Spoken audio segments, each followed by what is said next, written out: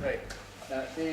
What I propose we do now is maybe we could sort of try and quickly start a dialogue among the panelists on reflecting the urban, reflecting on the urban, and then open it up. And maybe I could sort of say a few things to get this dialogue going.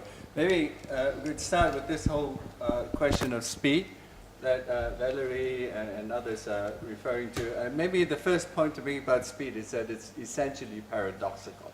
I mean, if you think about the Wong Kar-wai's films, which in Hong Kong context is seen as speed, right?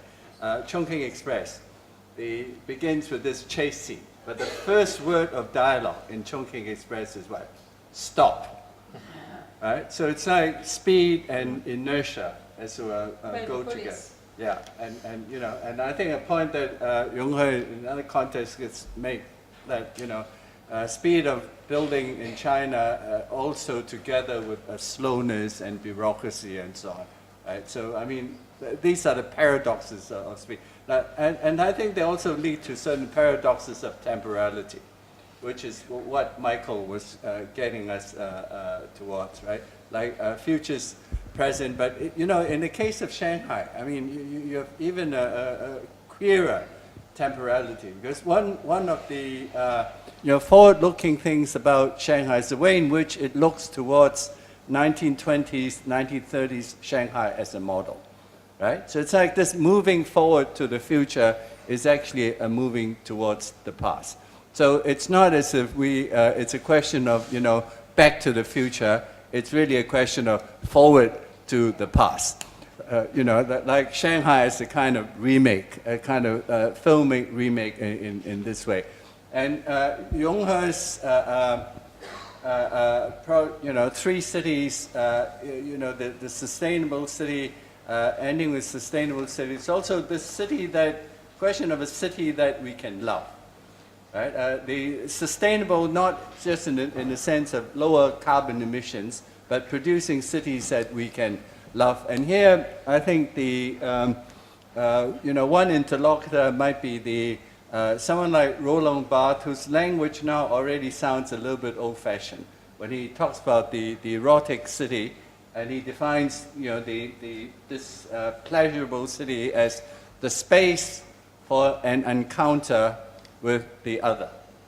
Now, of course, in places like Johannesburg, right, the space for the encounter with the other could well be a mugging, but that would be another kind of story. But maybe that might be a way of starting a conversation, and then we could sort of turn it over to.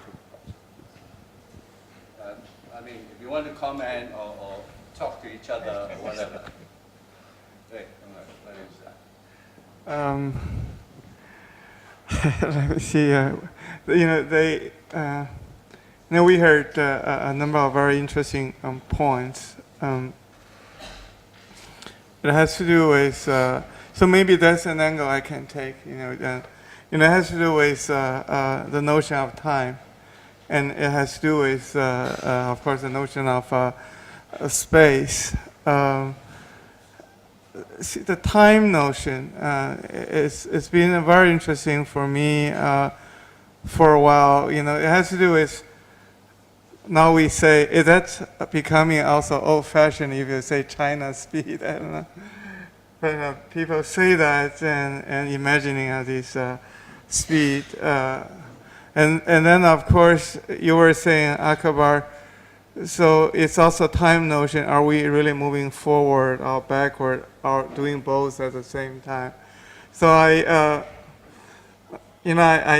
did make a confession maybe 2 days ago. I really, I didn't do my homework for this symposium. Actually, I don't have much time to read now, but I remember something I read a while ago, and it was written by Francois Julien, and it's a short piece. It's about, I forgot the title, but basically, what is the difference between European time and Chinese time? Actually, that would be something interesting to read, in this, the context of our discussion.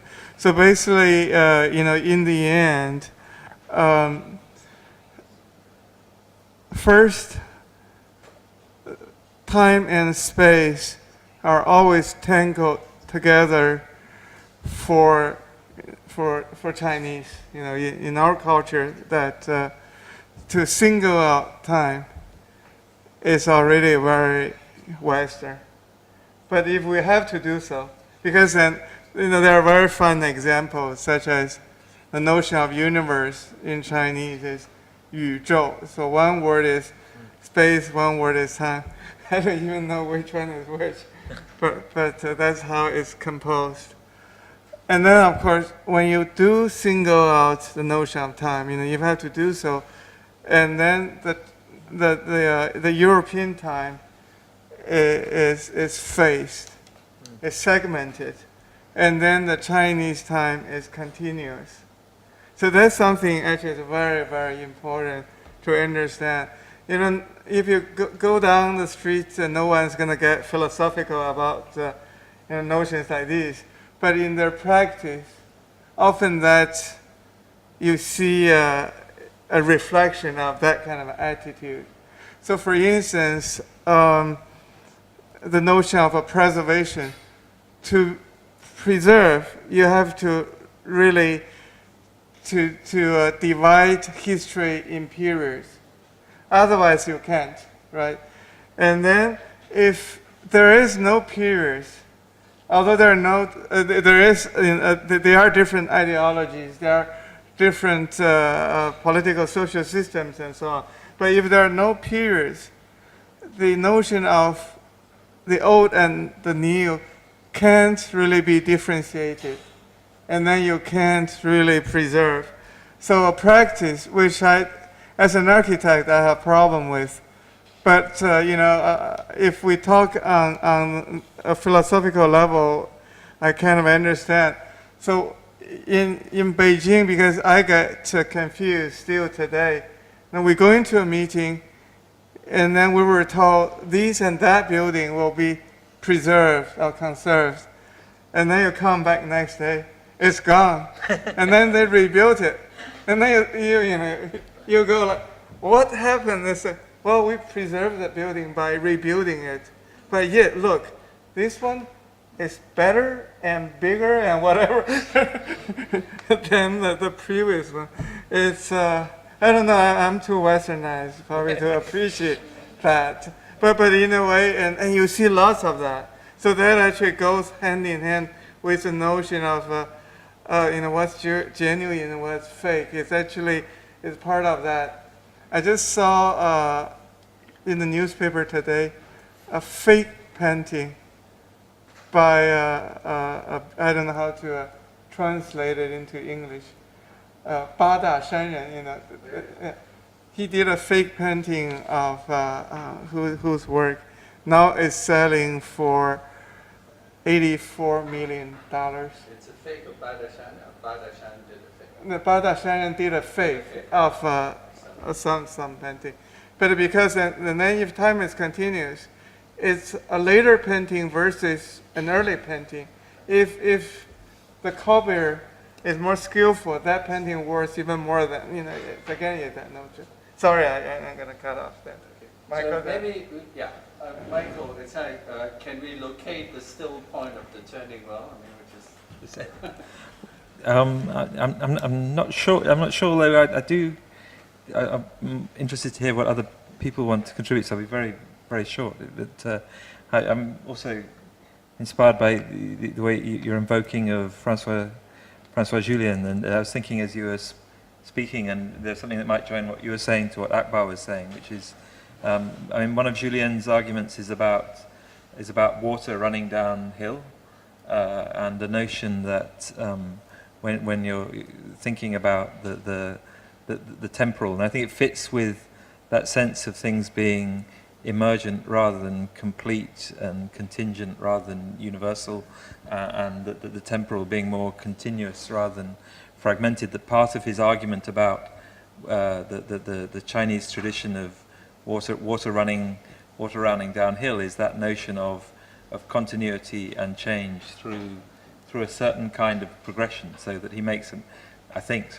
other people will probably know Julien's work much better than I do, but one of his arguments is that why in a certain Chinese cultural tradition the notion of conflict is always an exemplification of failure, precisely because the notion of the water and the gravity and the hill and the shaping of that through a certain kind of temporality privileges something that is always relational, is always incomplete, is always circumspect, but is also contingent in a way that there is always a something after the this. So the moment of individualism, the moment of the completion of the contract, the relation, the building, the space, is always a moment of failure in a sense. At least that's the way I pick up Julien's work. And I thought there's something in some of the discussion that might be productively kind of picked up, because it ties into some of those notions of surface that we were talking about as well. But maybe that.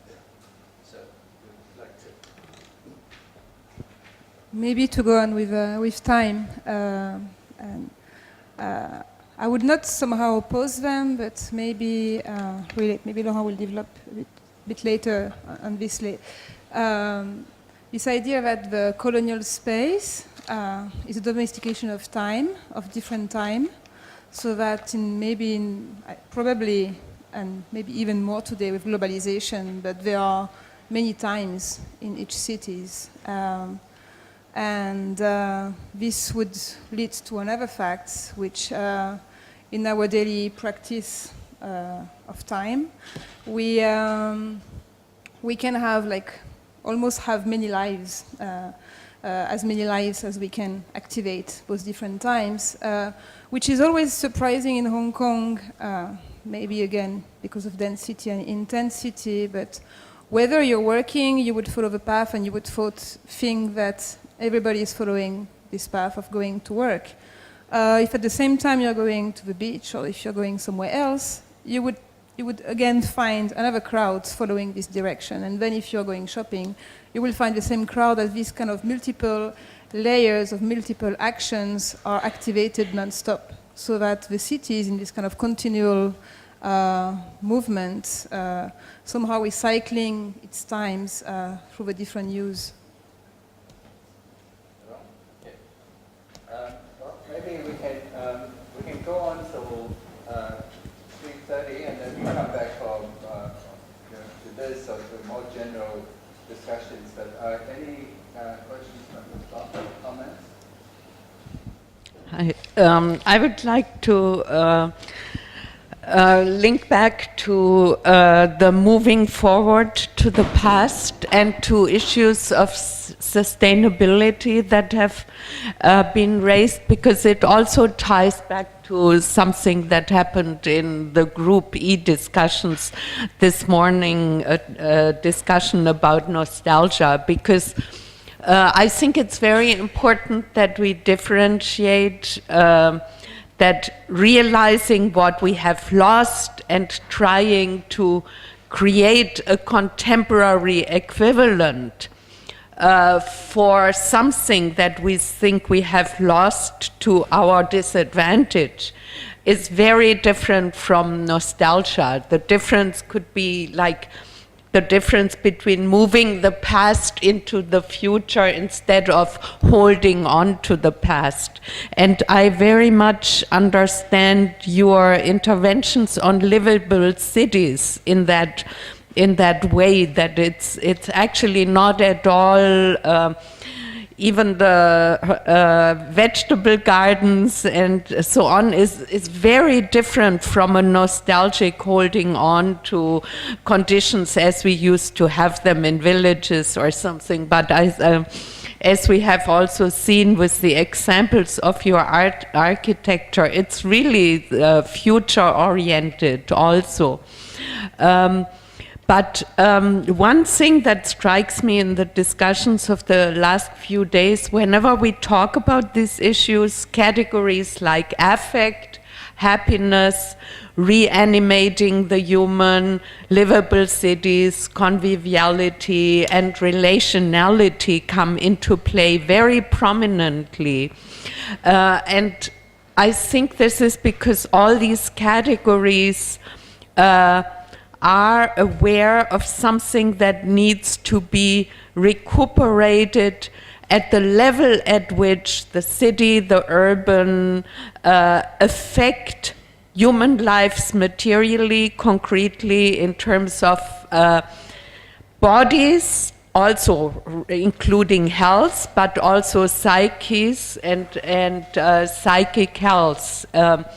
And in this sense, I would like us to think about sustainability not just as a question of preservation or conservation of natural resources, but as a kind of ecology of mind that takes into account how subjectivities, communities, aesthetics, and all these other things are codependent on, interrelated with, and emergent from all kinds and levels and layers of environments and networks in which we are involved. And one example, Achille mentioned this morning, that in order to create certain kind of communal spaces, a certain militarization of the city is important.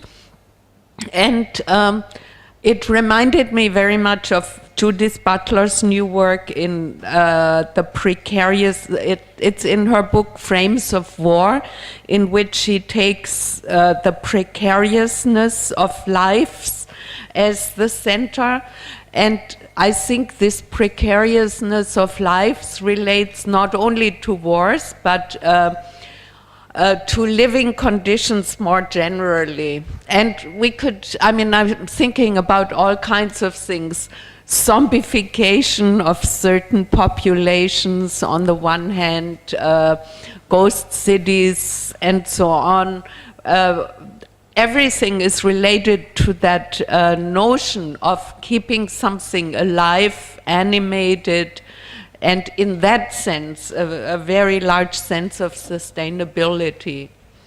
So that's probably more comment than a question. I mean, Yeah. does anyone want to? No. David, you wanted to?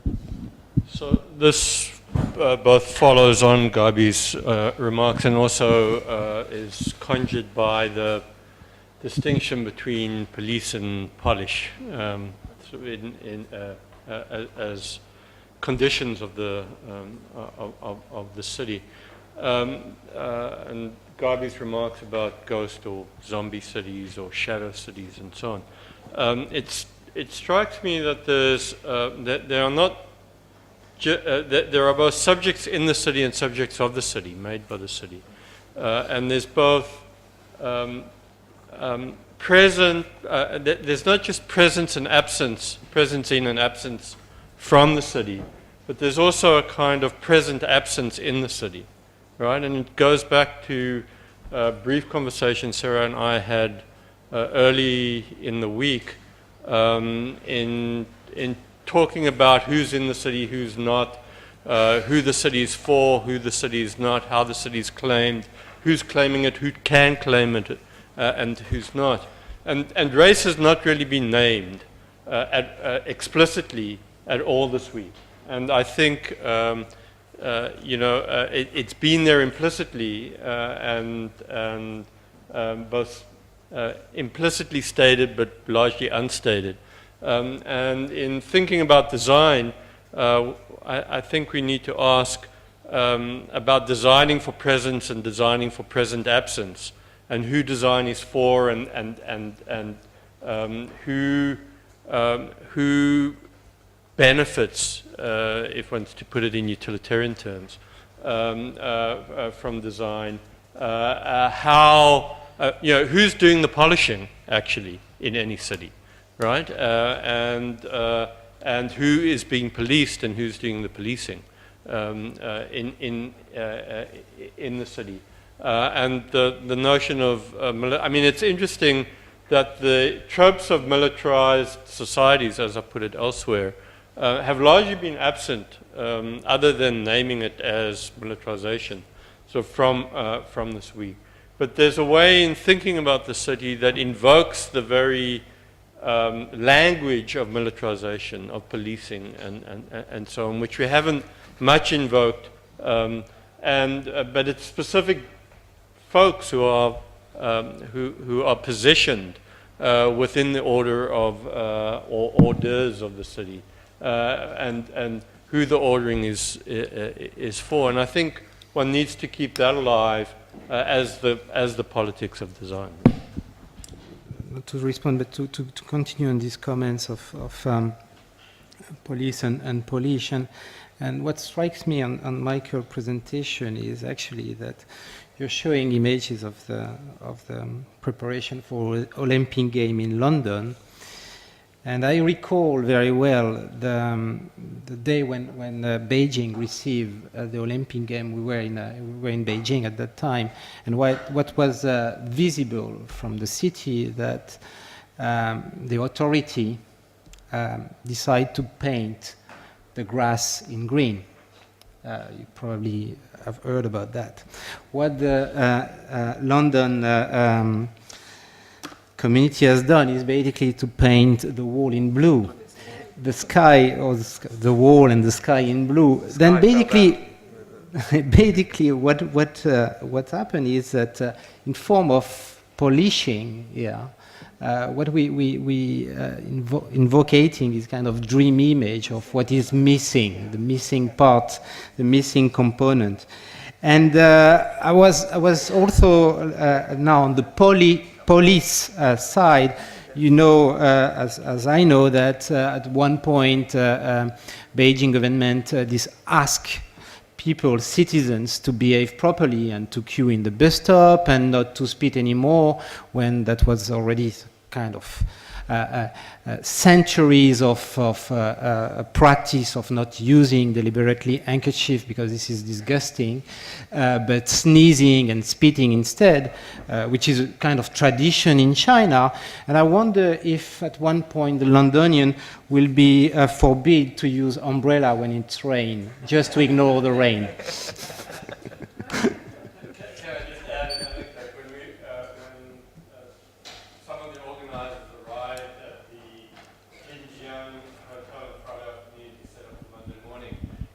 They were literally painting the grass green for us. Michael,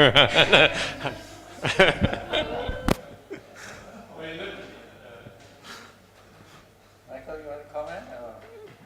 I think you have to understand it won't rain in London because the sky will be painted blue.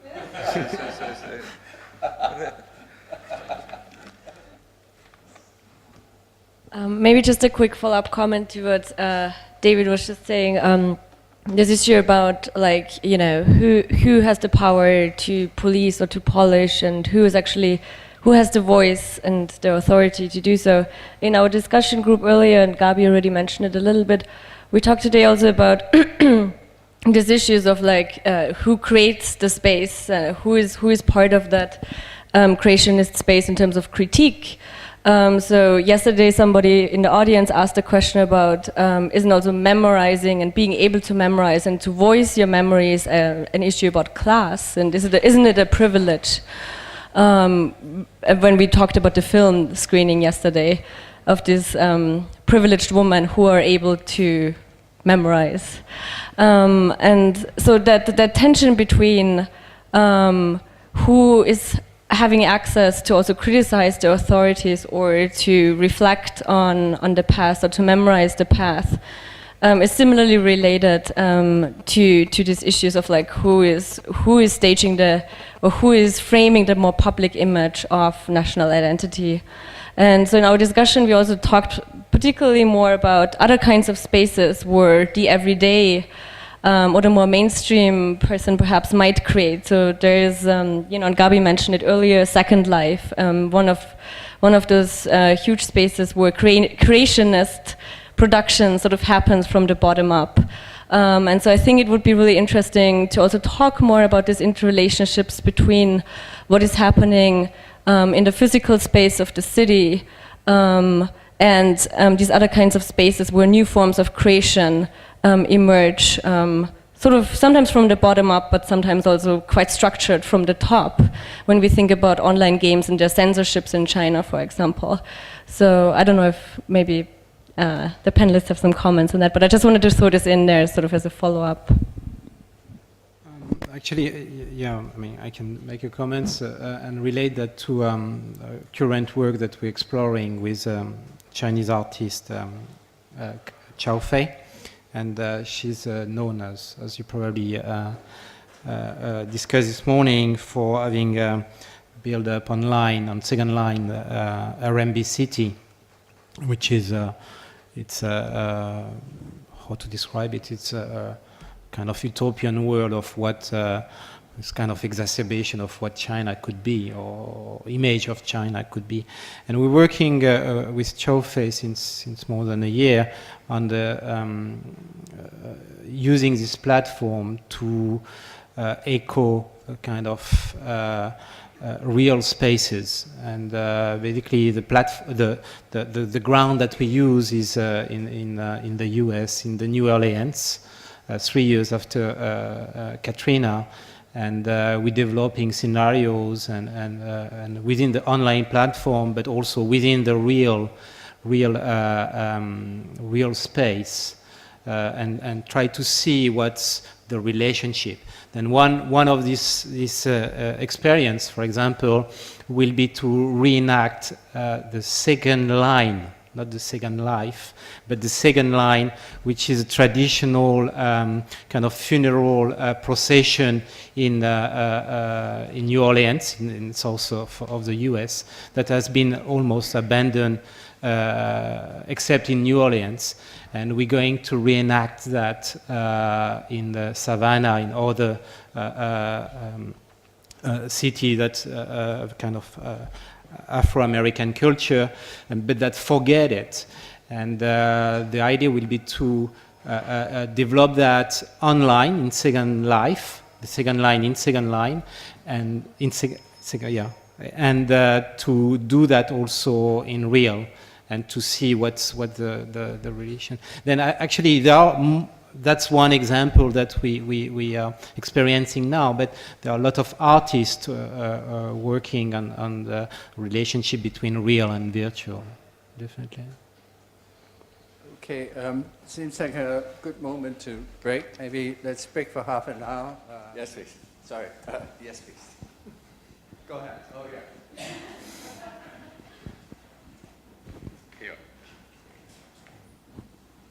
So this is actually a clarification question for Michael Keith, but I suppose if anybody else can answer this question, I would be grateful. I was intrigued by what you were saying about having different futures present and having designs and futures present embodied in things, but I didn't quite grasp what you said. I was just wondering if you could give examples, or if you could clarify how these different futures could be expressed or enacted or invoked. In other words, what is, I guess the next question would be, what's the use of these different futures that are present? What can we do with them?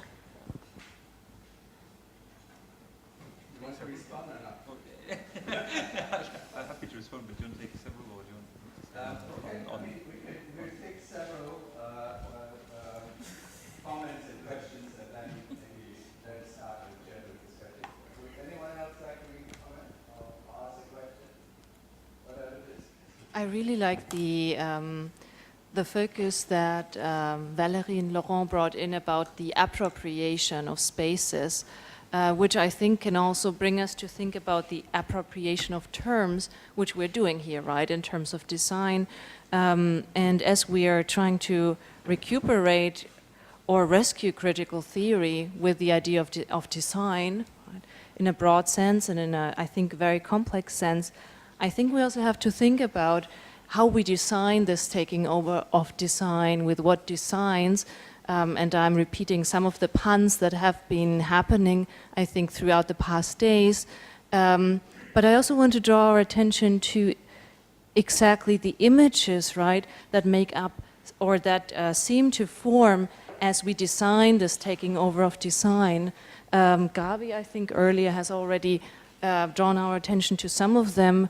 The surface flows, a very Deleuzian kind of imaginary texture, re-enchantment, etc. And I think we really have to think hard about why we choose certain images, for example, decay, images and forms, figures maybe, that we are obsessed with in a negative and positive way.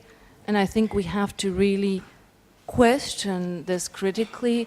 I don't mean to say that they are problematic and we have to find something totally new, because we can't, right? Design is always redesign, but especially in this kind of intercultural translation, right, which is very complex, and a lot of people have, I think, rightly pointed out that we can't hold to the idea of the East-West sort of like dichotomy, and we don't want to. But still, I think in a process of global intercultural translation, we still have to be very careful about the positionality, the imaginary with which we think. I have actually a question for Professor Leo Li. And you wrote once about the Chinese traditions. One of them is, you said it was revolution. Revolution's been a tradition of Chinese.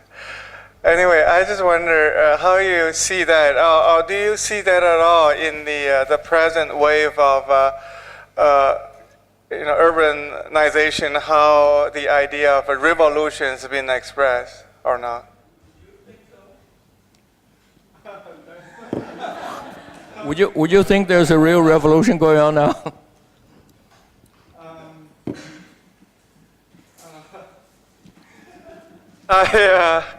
No, I have to think about it. And I thought it was more for you, but if a simple and a general answer, I would say yes.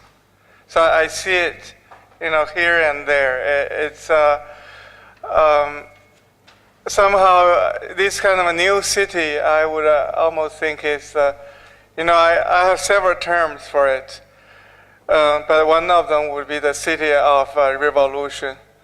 I also like to make an association with Alain Robbe-Grier's novel. I think it's a proposal for a revolution for New York City. It's a totally different kind of a revolution, and he described, and it was in a fiction. But I think there's something so revolutionary that maybe the livability of the city for now is it was really hurt, and it became a problem. But yet at the same time, though, I would love to see the revolutionary spirit to be continued, rather than to say let's to be a conservative, especially in the kind of a Western sense. So no, I'm sorry, so I can stop. But that is, so I wonder if you ever thought about that. I think one of the secret ambitions, or maybe not so secret ambitions of the seminar, is indeed to use design to rescue critical theory, right? But I think the danger there might be that as we're doing so, we might lose sight of design itself. It's as if it's like this other example of comparative literature, which some of us are doing. Like in comparative literature today, we seem to teach everything except literature. Right? We're experts in everything except literature. People read less and less now. Whether that's a problem, or whether that's itself, or whether it's a symptom of something else, I think this is certainly an issue that would concern the center. Yes. Related to what you just said, Akbar, it's something that we spoke about a bit in our breakout group this morning for Group C. Anyone in there can correct me if you disagree. Was our concern that if this is about rescuing critical theory via contemplating design, I understand why there's been the kind of reticence to have definitions. But I think if we don't all at least agree on the terms, well, what is design? When we're in this room together, it becomes very hard to even engage that term as a way of reflecting back on critical theory. An engagement in anthropology, which is like one of my disciplines, that's come out recently, and some of you might know Paul's work, but Paul Rabno and George Marcus have come out recently with a book called Designs for Contemporary Anthropology, and trying to work through design as a metaphor for resuscitating anthropology. And I think a real issue with that is design, at least as I've worked with it within urban planning and architecture, is that there's a client. Like there's someone for whom you are designing. And it's something that I really appreciated from Young Ho's talk on the very first day, was thinking through design as a conspiracy, but not necessarily having what often in English is the negative connotation of a conspiracy, but of where there is a plan. There is something that's trying to be achieved. There are many people involved. There's a large process, but still there is a final approval at one moment. At one moment there's a gatekeeper, and at least there's a program around, how to put it, there is a judgment at some point. And the architect or the designer, the end user, they can all disagree at some point, but there's at least a judgment about whether this is going to go forward. And within anthropology, within a lot of the other social sciences, we don't do we all agree about a judgment of what would make a critical theory a good critical theory, or anthropology a good anthropology? And so I would just like to push us on, are we going to come to these, are we going to define design? Are we going to define the objects we're working with? Or how are we going to move forward? Because I feel like in the last 3 days, there's definitely been this kind of really high start, and then some confusion about what's happening when we're in the room. Thanks. I'd like to follow up, partly because I don't know if anyone's looked at the blog, but I just posted a rather long, hopefully polite voice of dissent about sort of certain directions that I guess the seminar has been taking. And I've been trying to figure out, should I just check out and not get involved? Because I've been feeling a bit, it's not quite alienated, but I get a bit frustrated and confused. And then thinking, no, actually, I think I'm going to try and engage, partly because I'd really like to learn. And I'm hoping that what I've posted, and I'll just sort of recap it here, might be useful for us. And it gets a lot to questions, Shannon, that you've been raising. And I guess I will start by saying I don't know that it's possible for all of us to have a common definition of design, but I also do think that particularly because we're not all coming out of a design background, and I think a lot of people are thinking about design and really engaging with it intellectually and theoretically, maybe for the first time, or haven't very often done that. I think there are a lot of very different ideas of design floating around, so if we could at least identify what those are that are floating, and what some of the more common definitions of design that aren't being related, aren't being discussed, which is perhaps surprising to people who do design, that might be useful. So I'll just try and be really, really short. The blog is a bit longer. But I guess I've been a bit confused since getting the reading list and the schedule, partly because to my mind they didn't really map onto each other. And the reading list is quite a lot coming out of areas that I define at least as product design, graphic design, the kind of stuff taught in design schools. And much of the content, obviously we're doing very different things next week as well, but a lot of what we've done this week is architecture and urbanism, which is a different definition of design, and dealing with many of the same issues, obviously, particularly when we get into politics, ethics, etc. But they're coming from somewhat different places, and I'm not sure that that's been entirely addressed, and I'm wondering if people have done the readings, and I'm thinking, okay, now how do these relate? And So I'm wondering if we could, perhaps we might address some of the readings. And that's also because some of them I think are somewhat problematic, and that means they'd be really useful for us to talk about. For example, the Tanizaki, which is infamous amongst people who work on modernity in Japan, for the way that he's working with concepts like modernism, modernity, and I think it could be really useful. The Latour article also, when it was presented at the Design History Society conference last year, caused an awful lot of outcry from the people there who were saying, what on earth is Latour saying about design? We don't buy this. So it might be really useful to talk about that. And I'm also, so just I guess two last things, and then I really will pass on the mic. One of them is, before coming, because I was having this confusion looking at the schedule and the reading list, I was talking to various friends who were designers working in the East Asian region more broadly. And we started thinking, does this have to do with the word shiji in Chinese and the fact that from what we've been able, from the sense that I get at least from looking at magazines, is that it is a lot more about architecture and urbanism than design magazines would be in English. And so are we actually working also with definitions of design in Chinese, and that's also inflecting what's going on? And if so, I think that's really interesting and really great, and we should really be pushing that. And there's a lot we can learn from it. So I guess I've said all of this partly very much inspired by the way that David framed on the first day, the sort of what critical theory might gain from design. I know I'm here to learn what design might gain from critical theory, so it's sort of the other way around.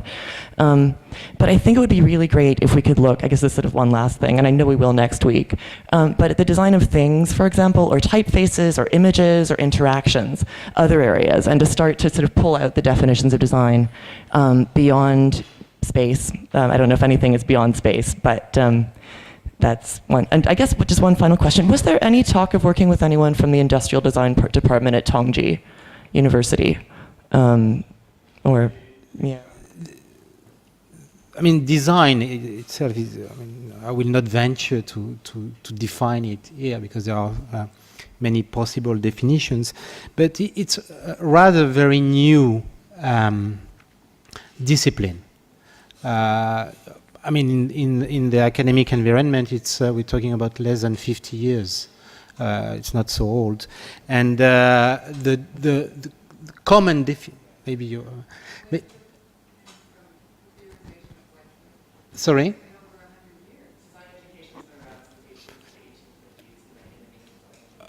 If you're referring to a design school such as the Bauhaus, they were essentially known for architecture, and architecture was placed in the center of it. And that was a name as a design school.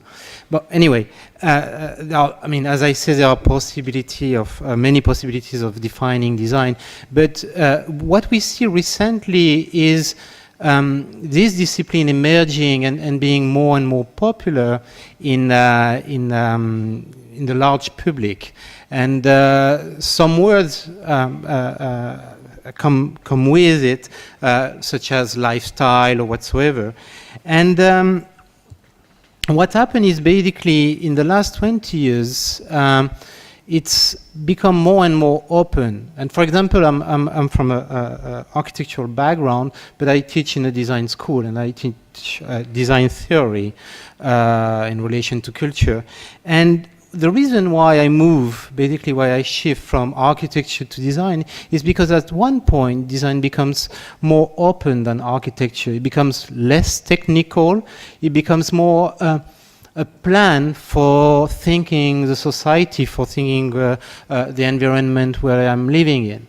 And that's one of the reasons why I joined. And probably that's also one of the reasons why critical theory now is exploring design as a field, as a new field, and the way we could redefine it is a new field, because it's an open discipline. It's a rather new and open discipline that, if you look at the books, you have probably, you can name 10 authors on design. You have them on the, serious author, not about practice of design, but about theorizing design. There are not so many. Then, that's just a comment. Okay, I think for the Latour's talk, I went to his talk at Columbia, so it's on the same topic. Well, I think, for what he said, it's not just about design, it's about how we can no longer have revolution now.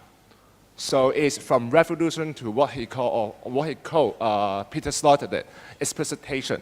So in the talk, he doesn't really just talk about design, but talk about his previous book is we have never been modern. So when he talk about design there is that, well, it's the problem of the modern project today. And that's why we can no longer do revolution. We need design. As a point of, it's not that we can break the past and to make it new, that we can only rearrange what we have now. So it's like a kind of ecology. So that's why he talks that's why he talked about the ecology as a way to understand design today. So but another response to Shannon is I do not agree that the client is the end of design. First of all, I think all design process there is no end there. Well, because for the design process, it's always a collaboration, and for whatever people who use design, it's already a kind of intervention to the design itself. But let me give you an example. It's even more extreme. Is that it's like the idea of beta in programming. Well, look at Gmail today. It has been beta for like forever.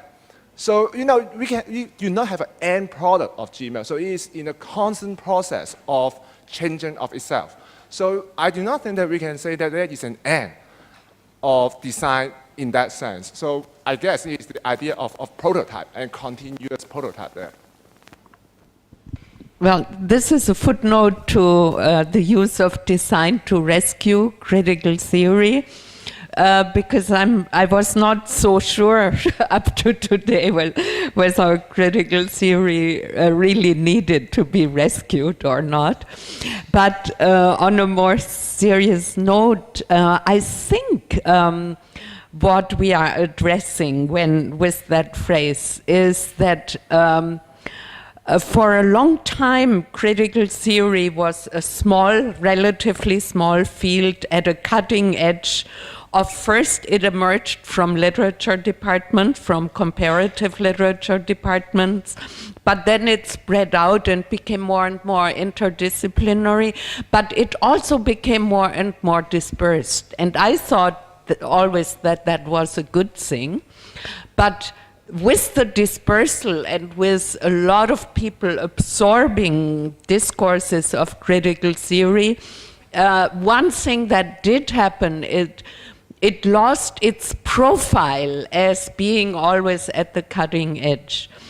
And I'm thinking what Adorno once said, that in a way philosophy always tries to catch up what literature always already knew ahead, but what we have not yet been able to translate into a philosophical concept. And I think critical theory tried to do that for quite a long time, and for a long time during the linguistic turn it focused on language and on discourse, and then we had as a reaction the cultural turn.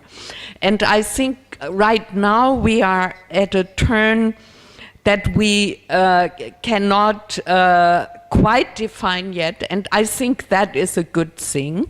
But in this very context, design is perceived by many as a kind of site of emergence. And I hope we can leave design still as a relatively open concept that is a concept that's larger than the discipline of design, and take design as a challenge, as a site of emergence that we need to catch up with, theoretically and conceptually, even in a Deleuzian sense of a formation of a concept which we don't have yet.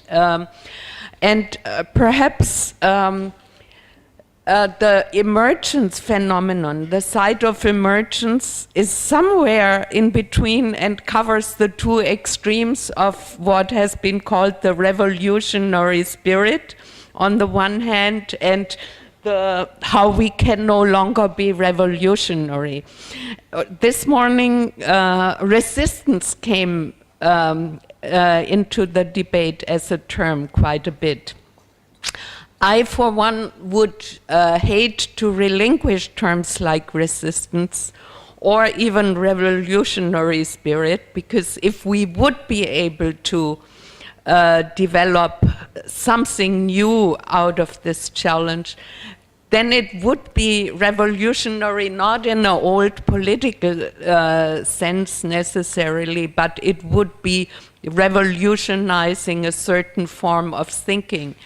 And that's, for me, these are all positive things. So I'm really happy if we don't close the possibilities of defining design too fast in any kind of disciplinary way.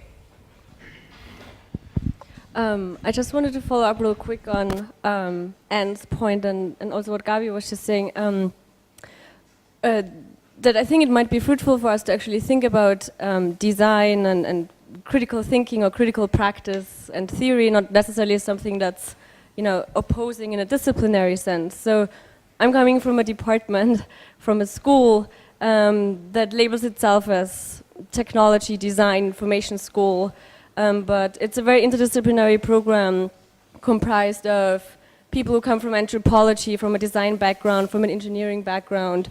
And so discussions of, and drawing from social science and critical theory has been a long topic, but at the same time, there has been confusion about what is the outcome, what is the product of a discipline that renders itself as design, where the outcome is possibly a product or possibly something material, and how can we relate this to, or how can we bring critical theory into discussion when our outcome is a design object, for example, no matter if it's material or textual or virtual.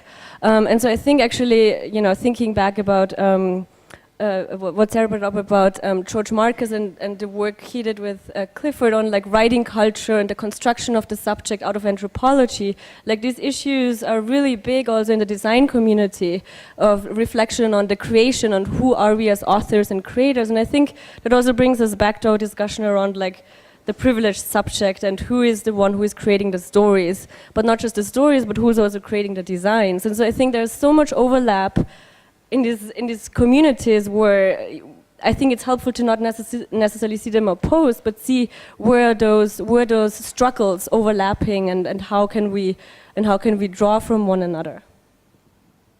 So I have a specific question for the architects on the panel.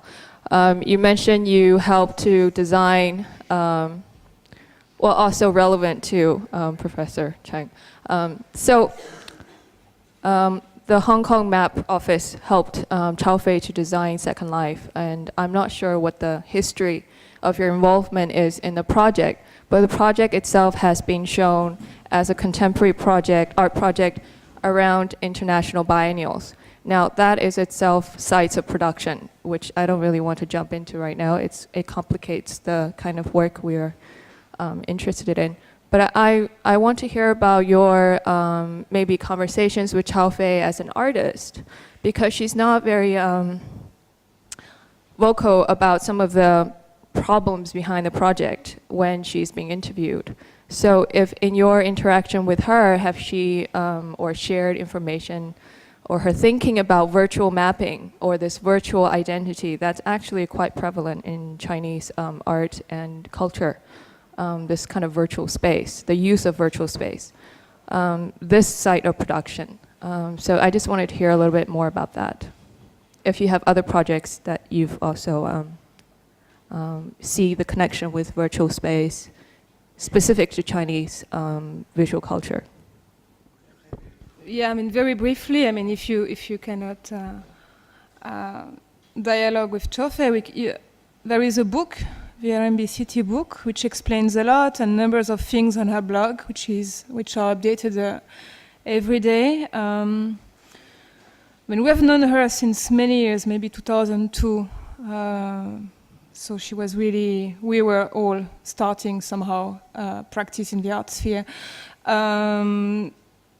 She mainly entered into this virtual world as a critic, and she was never praising these virtual communities. And I would say she entered as a critic, but she also entered, which was very interesting, as a filmmaker.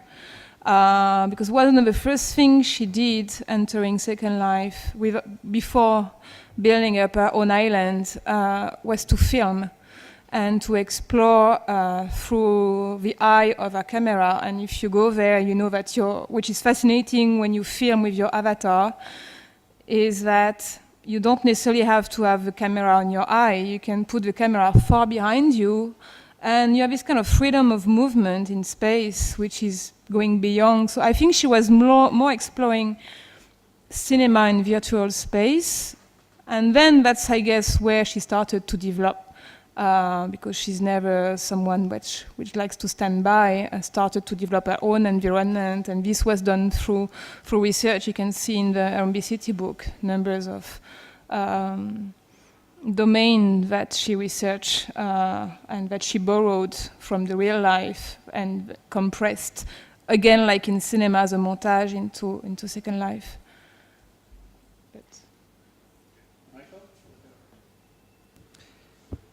I thought I'd like to say just something about the interdisciplinary, and then also come back to the first question, because I'm very conscious that I didn't answer the question, which was a reasonable and interesting question. But just listening to the discussion,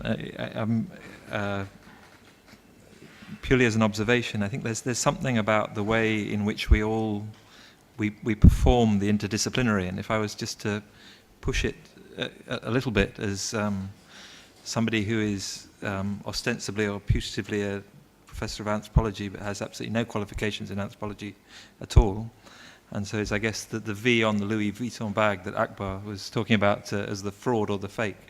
That was previously a professor of sociology without a sociology qualification at all.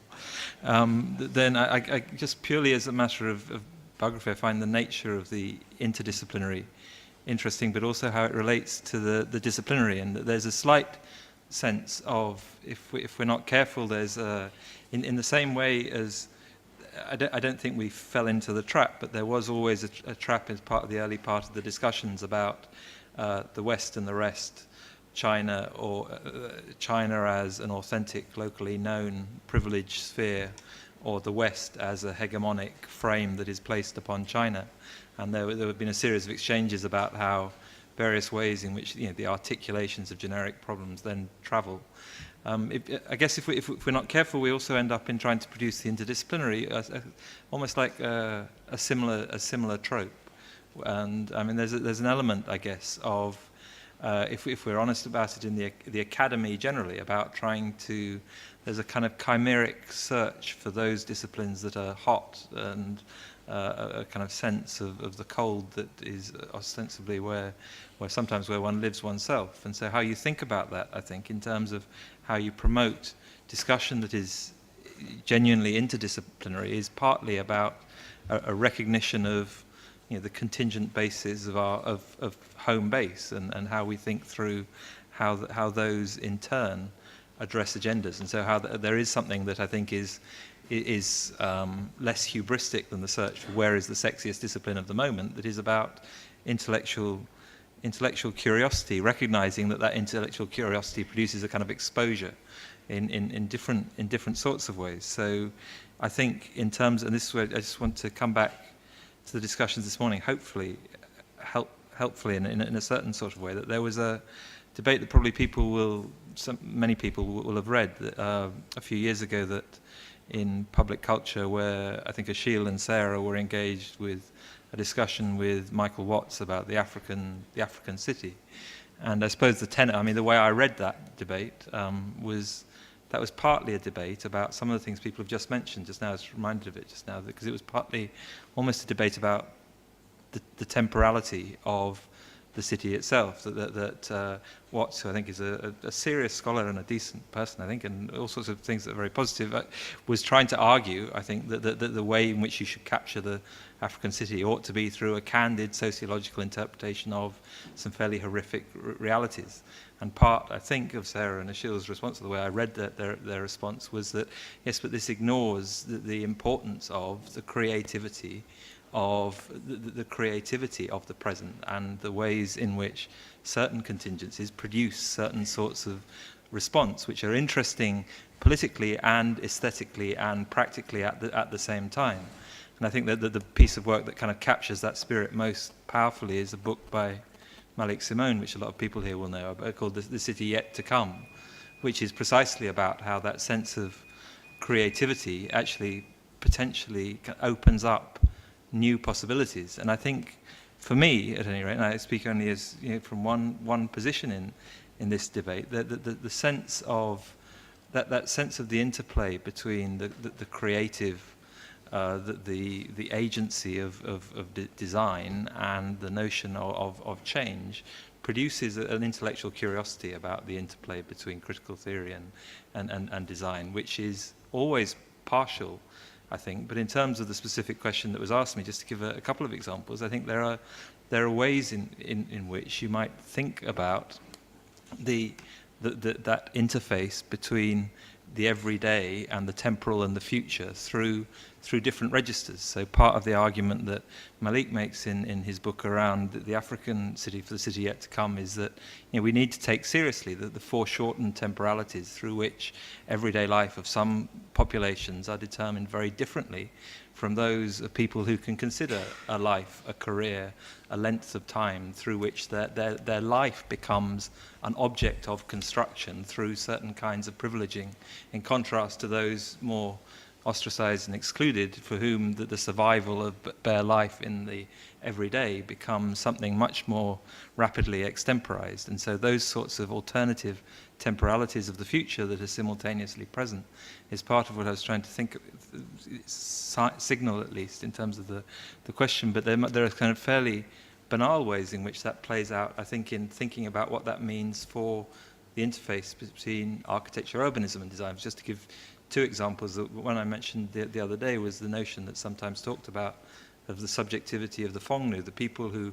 have a mortgage for the first time and are living a life which has a temporality of a mortgage, which extends credit in a particular way, but then structures life in a certain way which is novel in a specific context. And I think if part of the way in which this interplay of theory might cross the world is thinking about how, if you like, the temporalities of the financial actually translate in fairly straightforward ways very differently in a changing way for us on that sort of prosaic everyday basis. In terms of architecture and urbanism, a second example would be the difference. Akbar gave the example of why there are this issue of speed and slowness, and talking about the architecture, how issues of both land banking and slow development take place at the same time as rapid speed and so on. There was the example I tried to give the other day was that in the Tianjin example, that the park that was an object of urban design was produced by a certain kind of intervention that was trying to produce value capture, a certain sense that by beautifying, designing the city differently, you can actually operate according to a different temporality that generates value in a longer term, as opposed to a swift return to capital. Now, part of this, I think, might draw us back to critical theory, because if we're not careful, then what you have, I think, in the context of urban design, which I recognize is only one strand of the discussion, in urban design, I think you get a profession emerging and growing in significance in the 70s, 80s, and 90s through an aestheticization of the interface of land use planning and architecture that gets valorized in that kind of Bourdieu homo academicus sort of style as being a certain kind of hot discipline. that becomes attractive in particular ways, that gets rewarded in specific ways, and it potentially then becomes a technocratic exercise in why it is possible to produce value capture through better design, as opposed to rapidly building something in 5 minutes. And so that leads us maybe to an interrogation of that interface between critical theory and the design process that way. But equally, thinking backwards, just to try and round off what I'm trying to say, I think that there are ways in which some of the debates around urbanism might similarly. Actually, no, I'll leave it open there. Actually, so.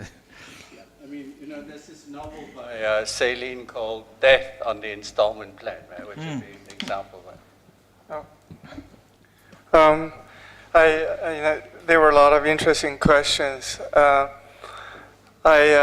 didn't have the opportunity to ask Akbar, but I thought the reason to discuss design here in Shanghai, because this is one of the places you see, you get to see really from urban design to graphic design, with fashion design, just about everything, architectural design, so on and so forth in between. So that, in a way, going through the city and discover the city of Shanghai is really part of the discussion. And it's very interesting to hear that design could actually rescue anything. I think for us, for the design professionals, I think design needs to be rescued. So anyway, maybe I just wonder. I know there were emails about places to go to see. I don't know if you all had a chance, for instance, to visit the Panda store. It's like a block away. It takes you 3 minutes. You go towards Jinjiang Hotel. Panda, Panda store. Because there are a number of stores on the way I would truly recommend, but a Panda store is a store I think is very interesting to make a point with. This designer, I don't even know if he's a designer. He might not be a designer by training, Gigi. And he had a cultural sensibility. So the point I like to make is that,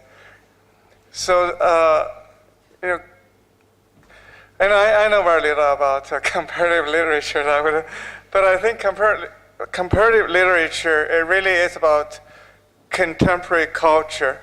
Contemporary culture is an urban culture for China, and I can say it with reasonable amount of uncertainty. But yet I would say that it is very much urban culture, and then design plays a big part of it. And then, so if you go to this shop called Panda, and then you go in, and it's T-shirts and bags mostly, and then you see these very interesting, twisted, iconic images. And it's not the lovely teddy bear panda. You see this very violent, bleeding panda. That's in that store. And then you see from the communist, from the Cultural Revolution era particularly. So the image would be a soldier, a peasant, and a worker. They were standing in their profiles like that. But yet, I think the peasant is a woman, and she turned around. She and the worker are kissing. So anyway, so there are a lot of not very profound in any way, but very interesting pop culture, political satire plays, and so on. So in a way, so it is design, of course, no, I still think, but yet how design really plays as part of this, consumer culture, but into the bigger contemporary culture. And this is just one of the examples. And there are a lot of really interesting ideas you can see for, for women. Just right out there, there's a young designer. His name is Gao Xin. Gao is G-A-O. Xin is X-I-N. He has a very strange English label. It's called, I think, Even Penniless. It's just on Changlelu, right out there. It doesn't make any sense. But one of his ideas is really, again, I'm saying that he's really thinking about how should people live in the city, how should, it's not directly political like Gigi's work, but yet really had to do with, it's beyond fashion, it's beyond making a fad. He's thinking of actually clothes should be worn as parts. So you should buy some sleeves, you should buy some collars, and he used to sell them like this, but for a moment he's having a hard time to really commercialize the idea. So he's holding back a bit, but he's saying, actually I just saw him today, he said he's going to make a comeback. And so he would sell different sleeves on one shelf. Again, maybe he's going to fail. Who knows? He doesn't know. Nobody knows.